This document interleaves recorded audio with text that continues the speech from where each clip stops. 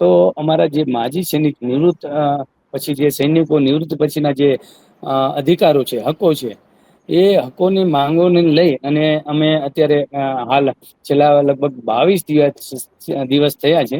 સત્યાગ્રહ છાવણી ગાંધીનગર ખાતે અમારા ધરણા ચાલુ છે. અને આ હકો એવા છે કે જેનો ઓલરેડી નિયમ સરકારમાં બનાવેલો છે, ગુજરાત સરકારમાં, પણ એનું પાલન નથી થતું. ચુસ્તપણે પાલન કરાવવા માટે અમે ત્યાં ધરણા ઉપર બેઠા છીએ. પણ કેવાય કે સરકાર કોઈ સરકારના પ્રતિનિધિ અમારી સાથે મેળમિલાપ કરવા કે વાર્તાલાપ કરવા આવ્યા નથી.